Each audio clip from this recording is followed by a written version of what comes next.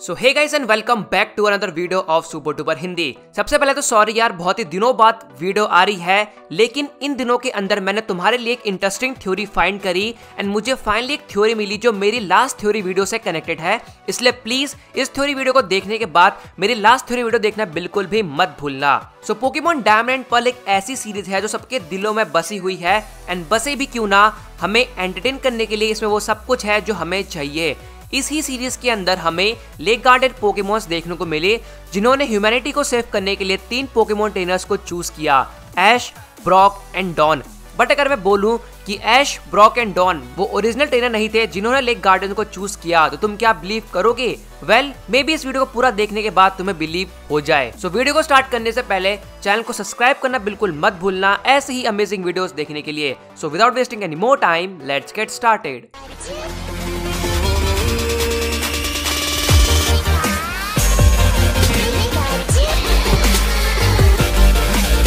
Ash, Brock and Dawn के अलावा वो 3 कैरेक्टर हो सकते हैं none other than Brendan family, यानी मेरी लास्ट थ्योरी के according Paul, Reggie and Brendan. इस थ्योरी को अच्छे समझने के लिए हमें पहले पता होना चाहिए कि लेक ट्रायो की लोकेशन क्या है।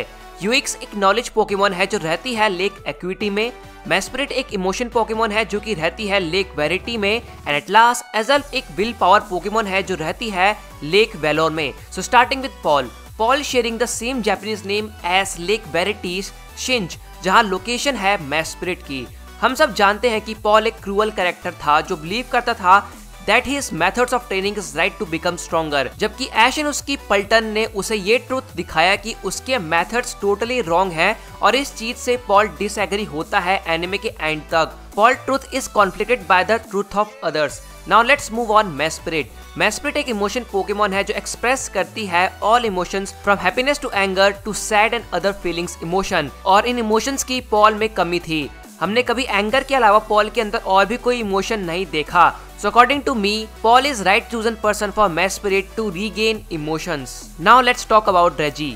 एज़ल्फ की लोकेशन है Lake Valor and Valor Japanese name is ऋषि, means resolve and aspiration. Resolve बोले तो to find a solution and aspiration बोले तो अ होप और एम्बिशन ऑफ अचीविंग समथिंग। देखो, अब रेजी केस में ये समझाना थोड़ा कॉम्प्लिकेटेड है, बट मैं ट्राई करूंगा कि तुम सब अच्छे से समझ पाओ। रेजी एक बहुत ही काइंड हार्टेड बंदा है जिसने अपनी जर्नी स्टॉप कर दी अपनी इनर स्ट्रेंथ को फाइंड करने के लिए जो बैटल फ्रंटियर लीडर ब्रेंडन ने उसे बताई थी। तो अपनी प्रॉब्लम का सॉल्यूशन ढूंढने के बजाय वो अपने गोल को अचीव करने की जगह उसने एक इजी वे चुना और एक पोकेमॉन ब्रीडर बन गया, जो उसकी गलती थी। एज़ल्फ एक विल पावर पोकेमॉन है जो उनकी विल को स्ट्रॉन्ग करती है, जो अपने वे से भटक गए हो या अपने ड्रीम्स को अचीव करने के लिए फाइट कर रहे हो। And this is what Reggie severely lacks. जो रेजी को करना चाहिए था रियल में अपनी इनर स्ट्रेंथ को फाइंड करने के लिए, रेजी उसका अपोजिट कर रहा है। And in this situation Azelf will help Reggie to gain inner strength. Okay, अब आगे थ्योरी बहुत ही इंटरेस्टिंग होने वाली है, सो ध्यान से सुनना। पॉल एंड रेजी ट्रेनर हो गए मेस्पिरिट एंड एज़ल्फ के चूजन वन, बट अब बचता है यूएक्स जो कि एक नॉलेज पोकेमॉन है। सो थ्योरी के अकॉर्डिंग एक ही पॉसिबल कनेक्शन बनता है और वो है ब्रेंडन, यानी पॉल एंड रेजी का फादर। मेरी लास्ट थ्योरी के अकॉर्डिंग देख लेना, समझ जाओगे। सो यूएक्स की लोकेशन है Lake Acuity and Acuity's Japanese name is Ichi, meaning wisdom और इंटेलेक्ट। विजडम बोले तो the quality of having experience, knowledge and good judgment, and वही इंटेलेक्ट बोले तो the faculty of reasoning and understanding objective especially with regards to abstract matter. Brendan एक adult frontier member है जिसको बहुत ही सारा एक्सपीरियंस है, नॉलेज है एंड एक गुड एडवाइजर भी है। एक लीडर होने की वजह से वो अपने अपोनेंट से बैटल करके उन्हें नॉलेज भी देता है एंड उन्हें राइट पाथ पे चलने के लिए मोटिवेट भी करता है। He already has found his connection which is knowledge from Uxie. Sinnoh myths के अकॉर्डिंग लेक गार्डन पोकेमॉन एक एक्स से बॉर्न हुए हैं, मतलब सेम फैमिली से, and that is what Paul, Reggie and Brendan are all a family by looks. Lake guardians को देखकर ये लगता है जैसे मेस्पिरिट सबसे यंग है, Azelf look a bit older than Mesprit and Uxie looks much older than the other two, बिल्कुल Brendan family के जैसे। गेम्स एंड एनिमे के अकॉर्डिंग लेक्स के ऑर्डर हैं Lake Verity, Lake Valor and Lake Acuity. And मजे की बात यह है कि एनिमे के अंदर ये 3 कैरेक्टर्स को भी कुछ इसी ऑर्डर्स में इंट्रोड्यूस किया गया है।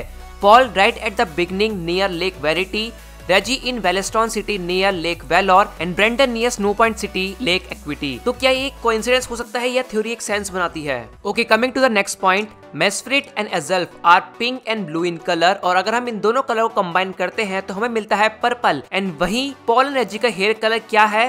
Purple. And both characters connected to lake guardian Pokémon. वहीं पर्पल में अगर हम ब्रेंडन यानी कि यूइक्स के कलर को मिक्स करें तो हमें मिलता है लाइट ग्रे या फिर silver, which denotes proper colour of diamond, Perl and platinum. And ये कनेक्ट है डियाल्गा, पाल्किया एंड गैरेटिना से। पाल्किया एक स्पेस पोकेमॉन है और पिंक कलर का है लाइक मेस्फेरिट, एंड मेस्फेरिट कनेक्टेड है पॉल से।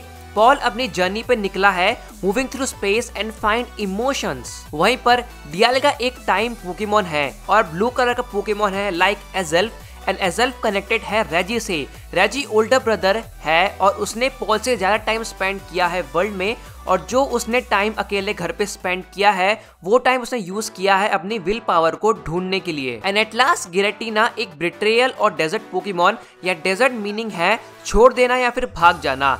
गिरेटिना एक yellow like Pokemon like Unix, and Unix link है ब्रेंडन से, जहां ब्रेंडन ने छोड़ दिया पॉल एंड रेजी को। And it also act as an betrayal, और उसका जहां माइंड चेंज हुआ अपनी फैमिली से बैटल फ्रंटियर पे to gain knowledge which leads it all back to lake trio. ये सब बातें एक दूसरे से कनेक्ट होती हैं और इस तरह इशारा करती हैं कि original chosen one Paul, Reggie and Brendan होने वाले थे, लेकिन तीनों अपनी अपनी जर्नी पे अलग अलग रास्ते निकल गए, जिसकी वजह से लेजेंडरी पोकेमॉन्स का प्लान सक्सेसफुल नहीं हो पाया।